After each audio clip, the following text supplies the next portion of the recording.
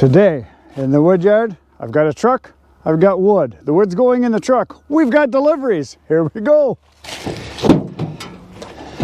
So today I've got a couple deliveries, and if you're new to the wood yard, my name is Chris. If you've been here before, you already know that. Thanks for coming back.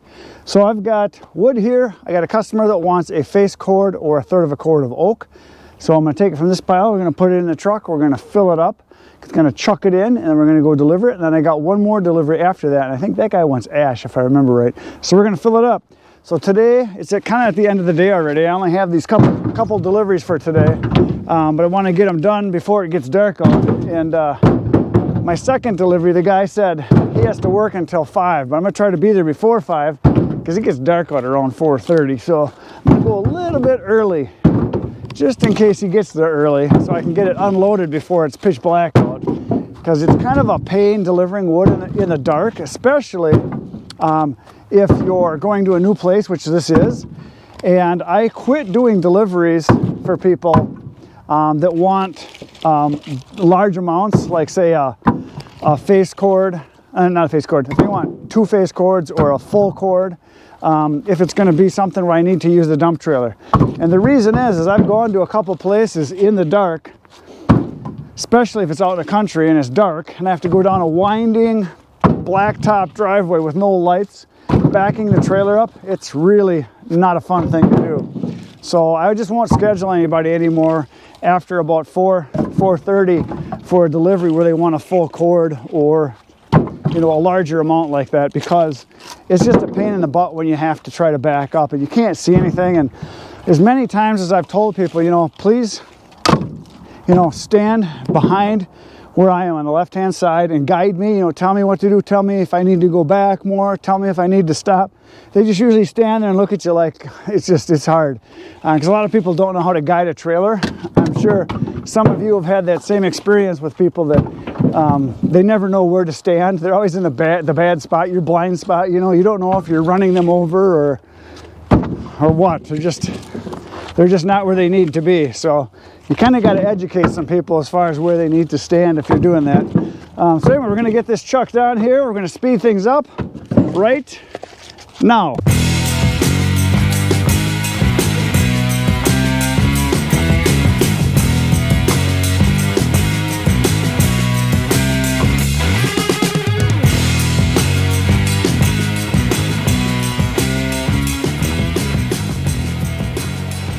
So there's a bucket of kindling, and the reason I have a bucket of kindling is not because the guy bought or wanted a bucket of kindling. The reason is because I screwed up. It is like 3 o'clock in the afternoon right now, and I thought that I had this delivery written down for any time after 1 o'clock. That's what I had written on my slip, which is what the guy originally told me. Anytime after 1 is fine. And I told him, okay, it'll be after 1. Well, I didn't confirm it. I just said it'll be after 1. And I had written down on my slip anytime in the afternoon, and then I wrote question mark 3 to 4, and I never told him that. And so he contacted me about, probably almost 2 hours ago now, and he said, are you still coming today? I said, yes. I plan on coming right after work, because I had stuff I had to get done around 3:30. And I said, I'll be around 3. He says, okay, because I thought you were coming for 1. I said, oh, sorry, my bad.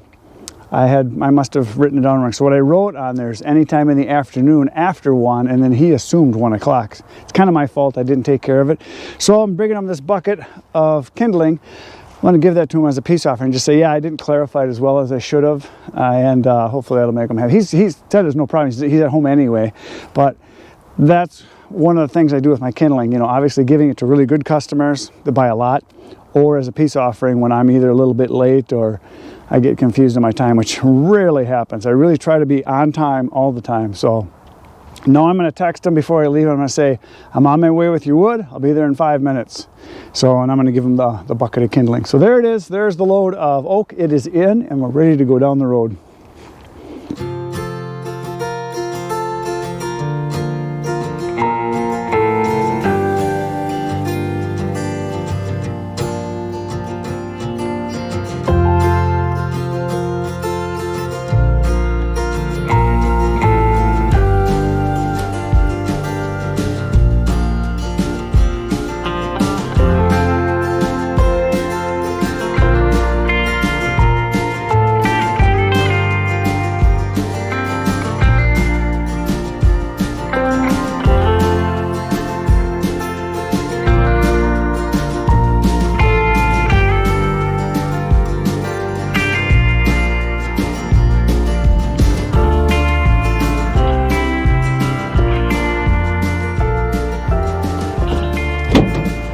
I am back in the wood yard after my last delivery, and things went excellent.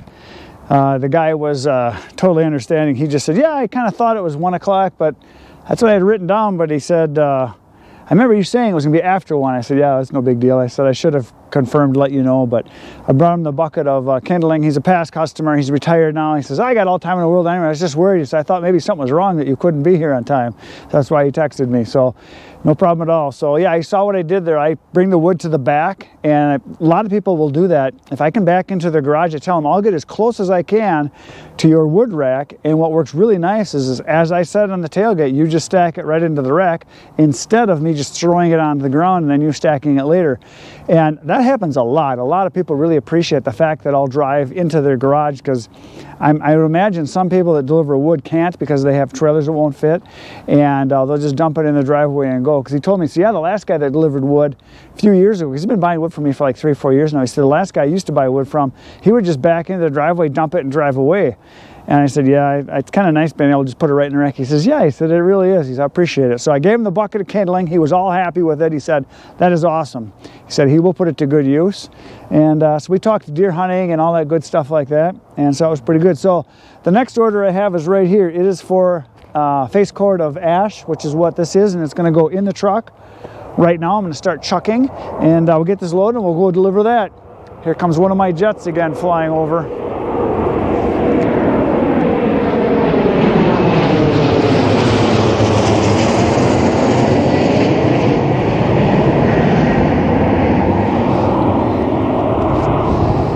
Now it's time to load wood.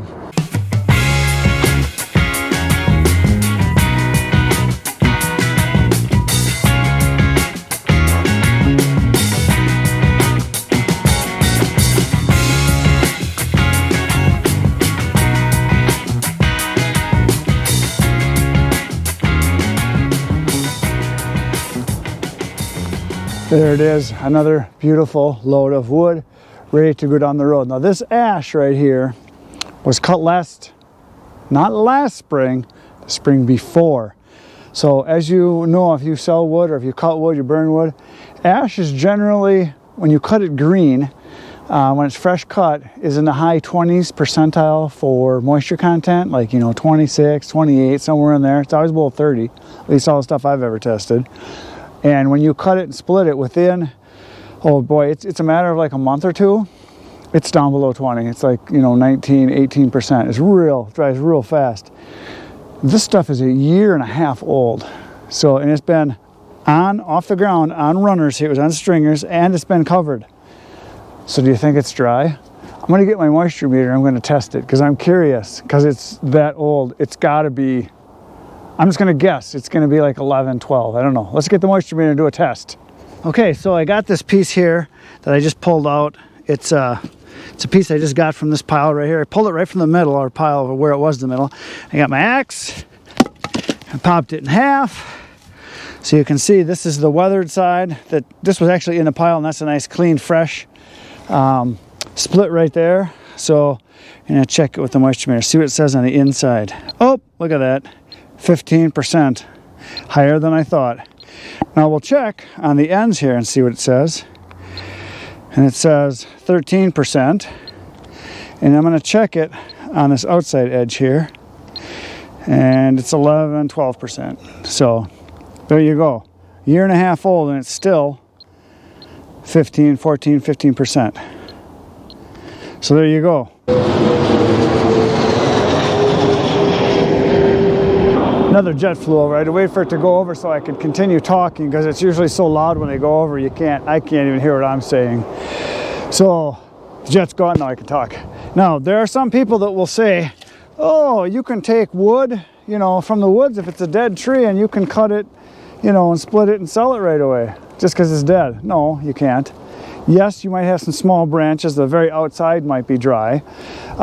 Even if you're cutting and splitting ash, there are people that will say, oh, you can leave it in log form for 6 months or a year and it'll be dry. No, it won't, especially oak. It will not be dry. It takes splitting and cutting and then stacking. You have to stack it, but it needs to sit where it can get wind and sun and air, and it can actually season. Oak takes a long time to dry. Ash, not so much, but even that, this wood here is 1.5 years old, and to me it's going to be like perfect right now. 15% is awesome moisture content. And wood that is like hickory, locust, and oak, those are the three kinds that I in particular have to make sure that they're dry. Because if they're not, it won't burn. Or it'll burn, but it'll sizzle a lot, and people will lose a lot of heat because of the boiling off of the water. Yes, you can sell it, but you shouldn't. I actually am glad that a lot of people sell wood that is not dry, because that's how I get a lot of customers.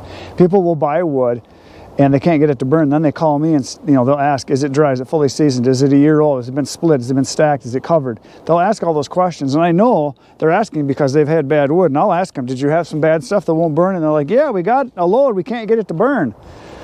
Well, those are the people I get then, from people that are selling green wood or wood that's not dry, because I won't sell it unless someone wants to buy it 6 months in advance, because they're going to be heating with it in the fall and winter, and they want to buy it in the spring or early summer, and then they're going to age it. I mean, that's fine if that's what they want to do, but you got to be upfront and honest with them, and people need to know how old the wood is as far as how long it's been seasoning. They just do. And if you don't want to be honest with them, you're going to lose business. I'm just saying. So if you're going to sell wood, make sure it's dry, unless you're telling them it's just been cut and it needs to be seasoned, because you can do that too. Now we're going to go deliver this load. There it is, a load of ash. Here it goes down the road.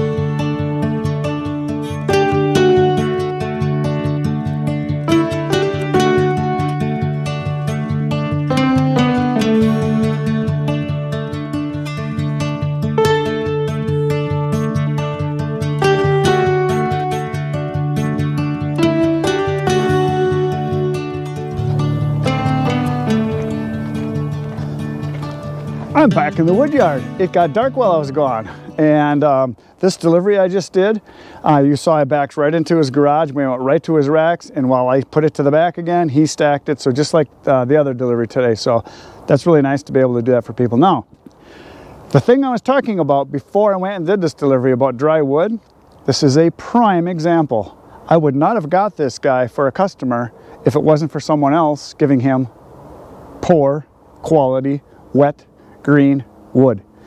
He said he had a guy that he bought wood from for like 4 or 5 years. He said it was great. He quit doing it. And then he looked around, and a friend of his said, hey, I know a guy who's got some wood. So the guy was cutting wood and selling it. And so last year he got this wood from the guy, and he said it was horrible. He said it wouldn't burn. He said you could tell. He said it was fresh cut. He said there was no cracks in it. You could tell by looking at it. He said it was bright colored. It wasn't, turning gray like a lot of wood does when you split it and age it. He said we couldn't get it to burn. He said we waited until summer. He said like 6 months before we could get it to burn. We burned it outside in his fire pit. And so this year he started shopping around. So his question was, when he ordered the wood, do you have wood that is fully aged? Is it dry? Is it ready to burn now? And he wanted ash. And he specifically asked for ash, he said, because he's had ash in the past and it burned really good. And he knows that ash is very dry when you cut it. And he said, I knew that if I got ash, I'd be able to burn it, even if it was green, fairly soon. So he was really worried about it. And as soon as he saw it, he's like, wow, no, this is good wood. So he was happy that I was there with the good wood. And he said he will be ordering more wood from me. So there's your example. Sell wood that is dry, fully seasoned, and ready to burn now. That's what you want to do. So that's it for today, folks. I am done in the wood yard. There is no more work to do today. It is dark out. I'm going to go sit at a computer now for a few hours, do editing just for you again.